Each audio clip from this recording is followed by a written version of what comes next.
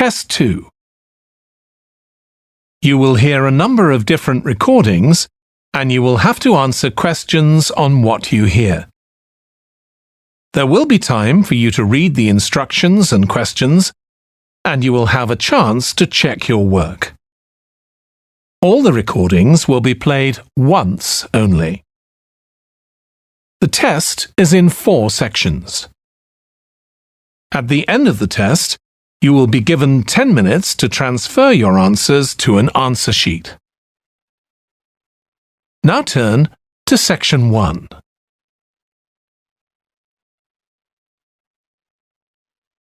Section 1.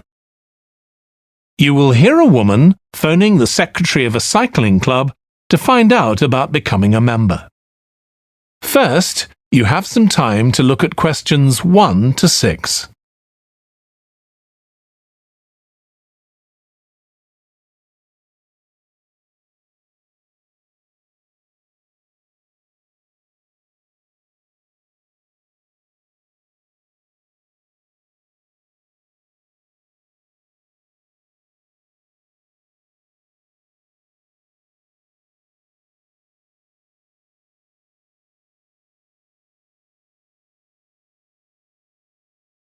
You will see that there is an example that has been done for you.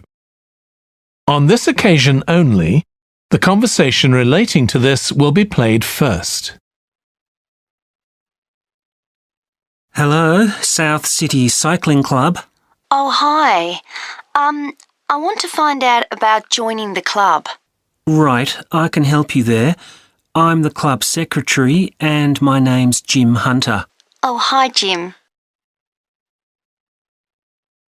The club secretary's name is Jim Hunter, so Hunter has been written in the space. Now we shall begin. You should answer the questions as you listen because you will not hear the recording a second time. Listen carefully and answer questions 1 to 6. Hello, South City Cycling Club. Oh, hi. I want to find out about joining the club. Right, I can help you there. I'm the club secretary and my name's Jim Hunter. Oh, hi, Jim. So, are you interested in membership for yourself? That's right. Okay, well, there are basically 2 types of adult membership. If you're pretty serious about cycling, there's the full membership. That costs $260, and that covers you not just for ordinary cycling, but also for races both here in the city and also in other parts of Australia. Right. Well, I'm not really up to that standard. I was more interested in just joining a group to do some cycling in my free time. Sure, that's why most people join. So in that case, you'd be better with the recreational membership. That's $108 if you're over 19 and $95 if you're under. I'm 25. Okay. It's paid quarterly and you can upgrade it later to the full membership if you want to, of course. Now, both types of membership include the club fee of $20. They also provide insurance in case you have an accident, though we hope you won't need that, of course. No. Okay. Well, I'll go with the recreational membership, I think. And that allows me to join in the club activities and so on? That's right. And once you're a member of the club, you're also permitted to wear our kit when you're out cycling. It's green and white. Yes, I've seen cyclists wearing it. So can I buy that at the club? No, it's made to order by a company in Brisbane. You can find them online. They're called Jerry's. That's Jerriz. You can use your membership number to put in an order on their website. Okay. Now can you tell me a bit about the rides I can do? Sure. So we have training rides pretty well every morning, and they're a really good way of improving your cycling skills as well as your general level of fitness. But they're different levels. Level A is pretty fast. You're looking at about 30 or 35 kilometres an hour.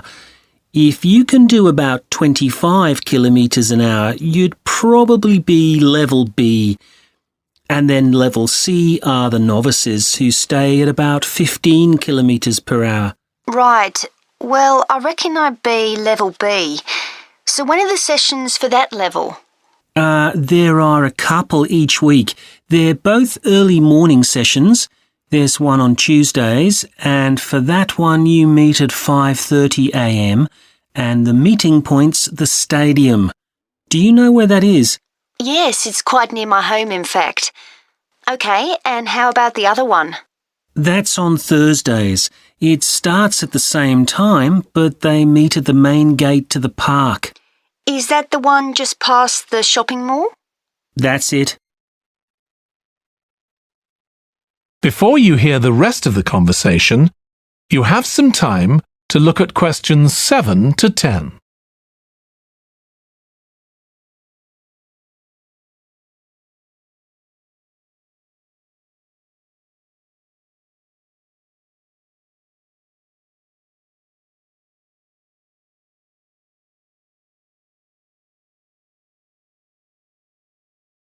Now listen and answer questions 7 to 10. So how long are the rides? They're about an hour and a half, so if you have a job, it's easy to fit in before you go to work. And the members often go somewhere for coffee afterwards, so it's quite a social event. OK, that sounds good. I've only just moved to the city, so I don't actually know many people yet. Well, it's a great way to meet people. And does each ride have a leader? Sometimes, but not always. But you don't really need one. The group members on the ride support one another anyway. How would we know where to go? If you check the club website, you'll see that the route for each ride is clearly marked. So you can just print that out and take it along with you. It's similar from one week to another, but it's not always exactly the same. And what do I need to bring? Well, bring a bottle of water and your phone. You shouldn't use it while you're cycling, but have it with you. Right. And in winter, it's well before sunrise when we set out, so you need to make sure your bike's got lights. That's OK. Well, thanks, Jim. I'd definitely like to join. So what's the best way of going about it? You can... That is the end of Section 2. You will hear a manager in a company talking to employees about volunteering for charity work. First, you have some time to look at questions 11 to 16.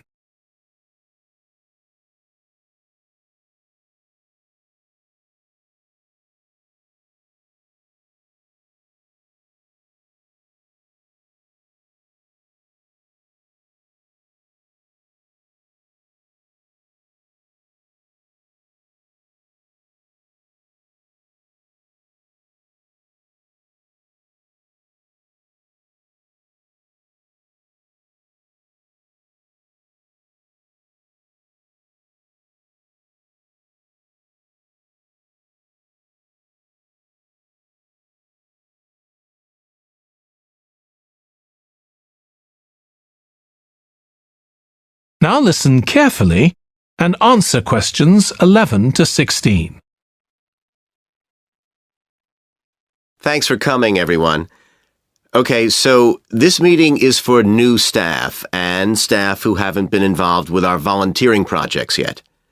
So, basically, the idea is that we allow staff to give up some of their work time to help on various charity projects to benefit the local community. We've been doing this for the last 5 years, and it's been very successful. Participating doesn't necessarily involve a huge time commitment. The company will pay for 8 hours of your time. That can be used over 1 or 2 days all at once, or spread over several months throughout the year. There are some staff who enjoy volunteering so much, they also give up their own free time for a couple of hours every week. It's completely up to you. Obviously, many people will have family commitments and aren't as available as other members of staff. Feedback from staff has been overwhelmingly positive. Because they felt they were doing something really useful, nearly everyone agreed that volunteering made them feel more motivated at work. They also liked building relationships with the people in the local community and felt valued by them. One or two people also said it was a good thing to have on their CVs. One particularly successful project last year was the Get Working project. This was aimed at helping unemployed people in the area get back to work. Our staff were able to help them improve their telephone skills, such as writing down messages and speaking with confidence to potential customers, which they had found quite difficult. This is something many employers look for in job applicants, and something we all do without even thinking about every day at work. We've got an exciting new project starting this year. Up until now, we've mainly focused on projects to do with education and training. And we'll continue with our reading project in schools and our work with local charities. But we've also agreed to help out on a conservation project in Redfern Park. So if any of you fancy being outside and getting your hands dirty, this is the project for you. I also wanted to mention the annual Digital Inclusion Day, which is coming up next month. The aim of this is to help older people keep up with technology. And this year, instead of hosting the event in our own training facility, we're using the ICT suite at Hill College, as it can hold far more people. We've invited over 60 people from the Silver Age Community Center to take part, so we'll need a lot of volunteers to help with this event. If you're interested in taking part, please go to the volunteering section of our website and complete the relevant form. We won't be providing any training for this, but you'll be paired with an experienced volunteer if you've never done it before. By the way, don't forget to tell your manager about any volunteering activities you decide to do. Before you hear the rest of the talk, you have some time to look at questions 17 to 20.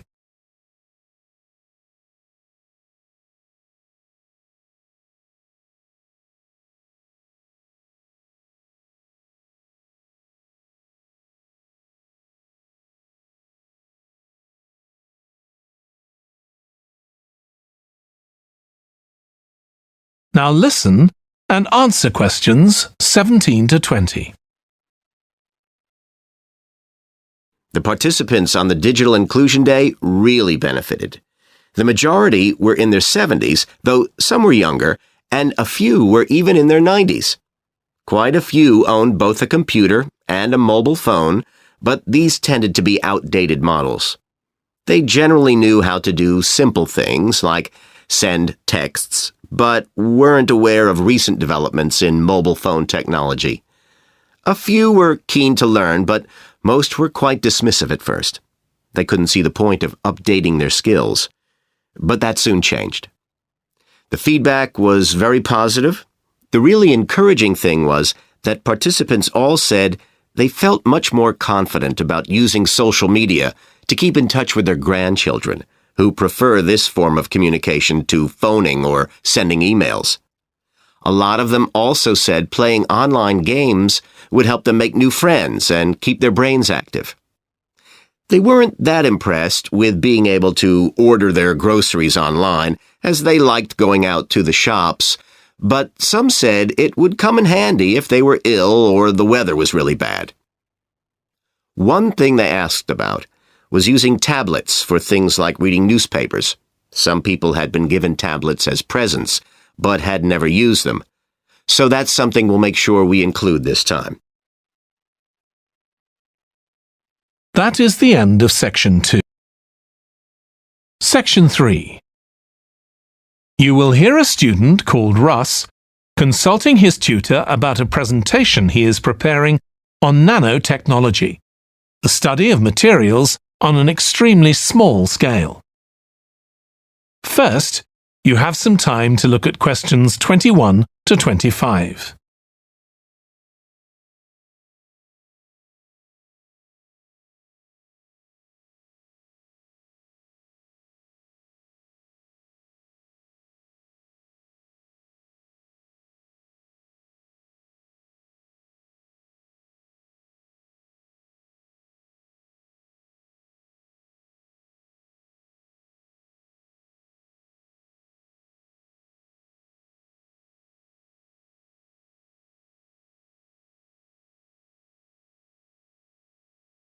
Now listen carefully and answer questions 21 to 25. Come in, Russ. Thank you. Now, you wanted to consult me about your class presentation on nanotechnology. You were due to give it next week, aren't you? That's right, and I'm really struggling.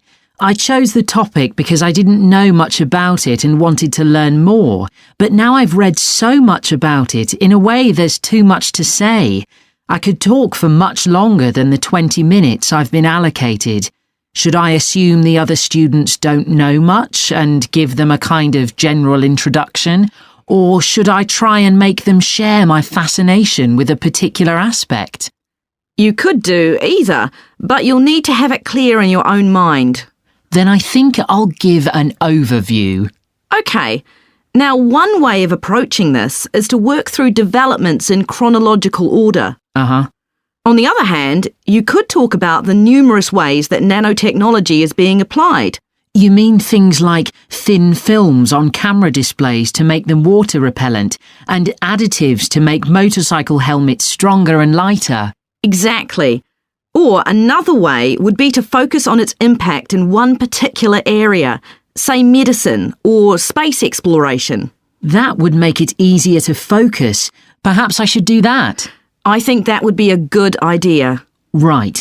How important is it to include slides in the presentation? They aren't essential by any means, and there's a danger of tailoring what you say to fit whatever slides you can find.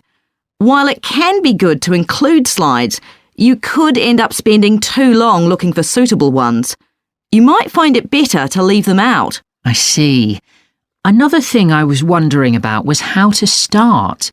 I know presentations often begin with, first I'm going to talk about this, and then I'll talk about that. But I thought about asking the audience what they know about nanotechnology. That would be fine if you had an hour or two for the presentation, but you might find that you can't do anything with the answers you get, and it simply eats into the short time that's available. So maybe I should mention a particular way that nanotechnology is used to focus people's attention. That sounds sensible. What do you think I should do next? I really have to plan the presentation today and tomorrow.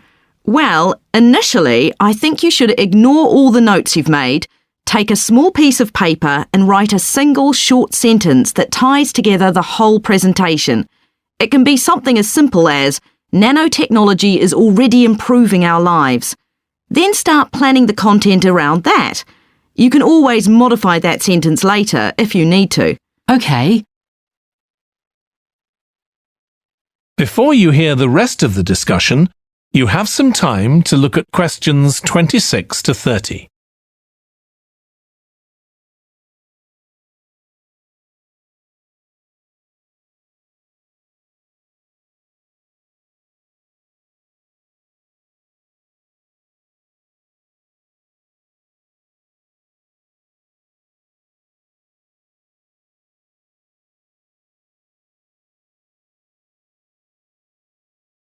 Now listen and answer questions 26 to 30.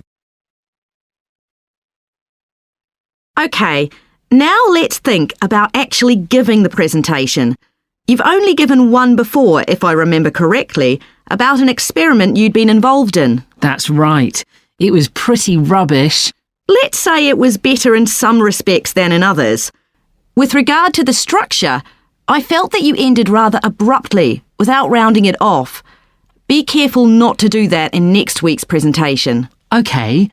And you made very little eye contact with the audience because you were looking down at your notes most of the time.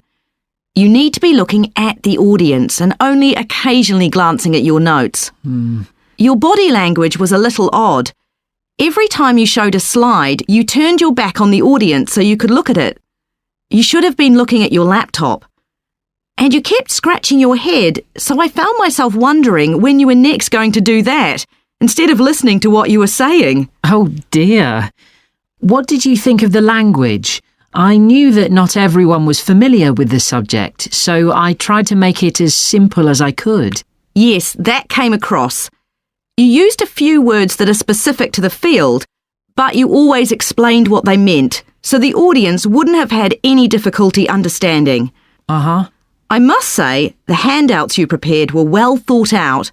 They were a good summary of your presentation, which people would have been able to refer to later on, so well done on that. Thank you. Well, I hope that helps you with next week's presentation. Yes, it will. Thanks a lot. I'll look forward to seeing a big improvement then. That is the end of section. Section 4. You will hear a lecturer in psychology talking about a type of memory. First, you have some time to look at questions 31 to 40.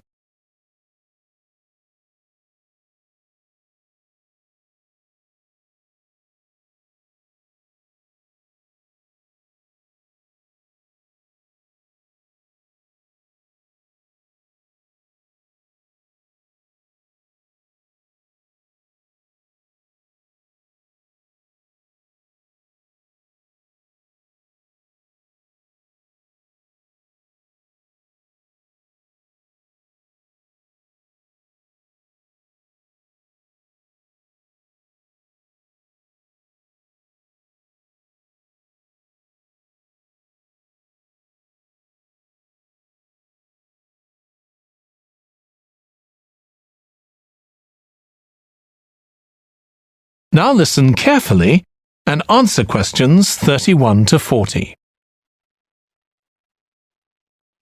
Today, we'll be continuing the series of lectures on memory by focusing on what is called episodic memory and what can happen if this is not working properly. Episodic memory refers to the memory of an event or episode.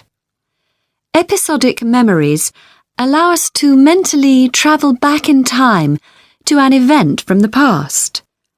Episodic memories include various details about these events. For example, when an event happened and other information such as the location. To help understand this concept, try to remember the last time you ate dinner at a restaurant. The ability to remember where you ate, who you were with, and the items you ordered are all features of an episodic memory. Episodic memory is distinct from another type of memory called semantic memory. This is the type of factual memory that we have in common with everyone else. That is your general knowledge of the world. To build upon a previous example, remembering where you parked your car is an example of episodic memory. But your understanding of what a car is and how an engine works are examples of semantic memory. Unlike episodic memory, semantic memory isn't dependent on recalling personal experiences. Episodic memory can be thought of as a process with several different steps of memory processing, encoding, consolidation, and retrieval. The initial step is called encoding. This involves the process of receiving and registering information which is necessary for creating memories of information or events that you experience.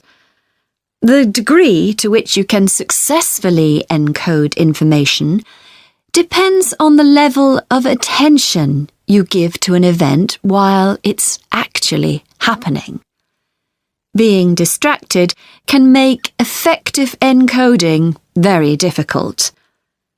Encoding of episodic memories is also influenced by how you process the event. For example, if you were introduced to someone called Charlie, you might make the connection that your uncle has the same name. Future recollection of Charlie's name is much easier if you have a strategy to help you encode it. Memory consolidation, the next step in forming an episodic memory, is the process by which memories of encoded information are strengthened, stabilized, and stored to facilitate later retrieval. Consolidation is most effective when the information being stored can be linked to an existing network of information. Consolidation makes it possible for you to store memories for later retrieval indefinitely. Forming strong memories depends on the frequency with which you try to retrieve them. Memories can fade or become harder to retrieve if they aren't used very often. The last step in forming episodic memories is called retrieval, which is the conscious recollection of encoded information. Retrieving information from episodic memory depends upon semantic, olfactory, auditory, and visual factors. These help episodic memory retrieval by acting as a prompt. For example, when recalling where you parked your car, you may use the colour of a sign close to where you parked. You actually have to mentally travel back to the moment you parked.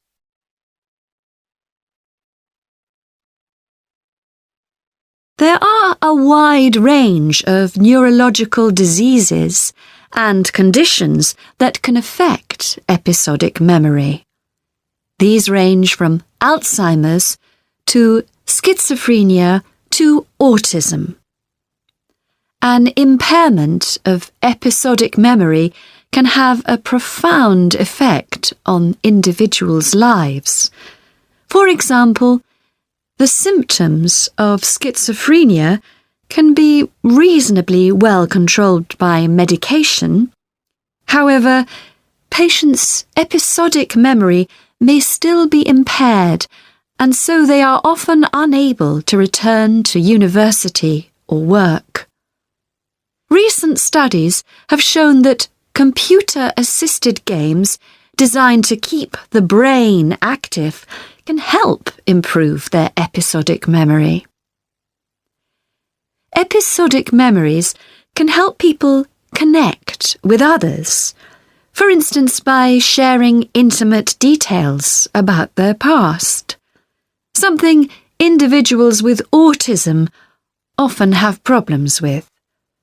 This may be caused by an absence of a sense of self. This is essential for the storage of episodic memory and has been found to be impaired in children with autism. Research has shown that treatments that improve memory may also have a positive impact on children's social development. One study looked at That is the end of section